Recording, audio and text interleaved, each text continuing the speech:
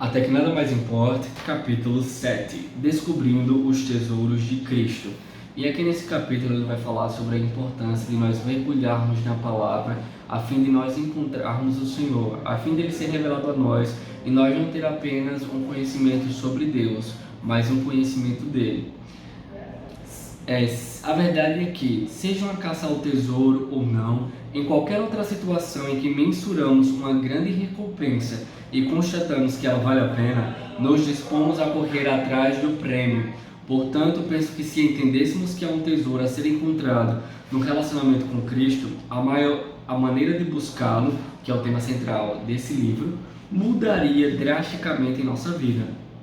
Em Colossenses 2, versículo 2 e 3 está escrito: para que o coração deles seja confortado e vinculado juntamente em amor, e eles tenham toda a riqueza da forte convicção do entendimento, para compreenderem plenamente o mistério de Deus, Cristo, em quem todos os tesouros da sabedoria e do conhecimento estão ocultos. Aqui ele vai falar sobre o maná escondido, o maná oculto, uma tipologia, porque tudo que está no Antigo Testamento é uma sombra do Novo, e o Novo é a explicação daquilo que estava no Velho. Então o maná que o pessoal ele recebeu lá na Velha Aliança era uma figura da palavra que nós temos hoje, né? O Senhor os alimentou com o maná e hoje nós somos alimentados pela palavra. A Bíblia diz lá em Apocalipse: a que vencer eu darei de conhecer, eu lhe darei o maná escondido. Apocalipse 2:17. Esses tesouros escondidos são os mesmos segredos de Deus que Davi mencionou no Salmo 25, versículo 14. Todas as vezes em que você pegar na sua Bíblia para lê-la, estudá-la e meditar nela, lembre-se de que há tesouros escondidos que jamais se tornarão conhecidos através de um mero exame superficial. Entenda, no entanto, que ao falar sobre buscarmos esses tesouros de uma maneira mais profunda, não estou me referindo meramente a um estudo ou pesquisa, embora devamos praticar isso com a maior dedicação possível. Refiro-me a recebermos do céu, pelo Espírito Santo, as verdades de Deus, ou seja, experimentarmos o conhecimento por revelação. O problema da nossa geração é que as pessoas alegam querer conhecer a Cristo, mas não entendem ou não querem entender que não há como conhecê-lo íntima e profundamente a não ser pela sua palavra. No Novo Testamento não é diferente. As Escrituras continuam sendo exaltadas quando Paulo, pelo Espírito Santo, declara aos Colossenses: habite ricamente em vós a palavra de Cristo, Colossenses 3,16. Mas nós temos negligenciado a palavra de Deus. Não lemos, não conhecemos, não meditamos e, portanto, acabamos não vivendo praticando a palavra.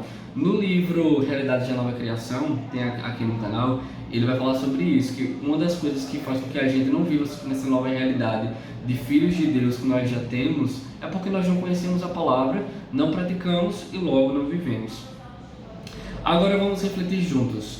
Se essa é uma ordem divina, encher-se da palavra, que nós escolhemos negligenciar, e se sabemos que o não cumprimento da ordem de Deus é pecado, então como classificar o nosso envolvimento com as Escrituras? É pecado.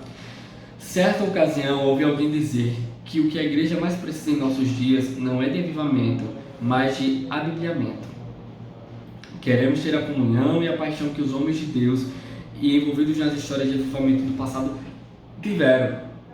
A questão é que, aparentemente, não queremos o mesmo envolvimento que eles tinham com a palavra de Deus.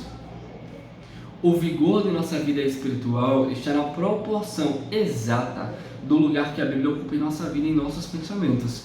A maneira como estudamos essa palavra é uma questão de mais profunda importância. A parte mais cedo do dia que nos for disponível deve ser dedicada à meditação das Escrituras. Aí você fala: mas eu trabalho bem cedo, eu não consigo. Mas ele falou aqui, a parte mais cedo do dia que nos for disponível, que for disponível a nós, deve ser dedicada à meditação das Escrituras. Devemos alimentar o nosso homem interior na palavra. O apetite da palavra de Deus aumenta naqueles que se alimentam dela. Por que você lê tanto a Bíblia? Porque não tenho tempo para ler mais. Isso que falou foi Charles Spurgeon. Ou este livro me afasta do pecado, ou o pecado me afastará deste livro. Encha seu coração e sua mente com a palavra de Deus. Você precisa estar ensopado com a palavra de Deus, tão cheio dela que você mesmo seja uma carta viva, conhecida e lida por todos os homens.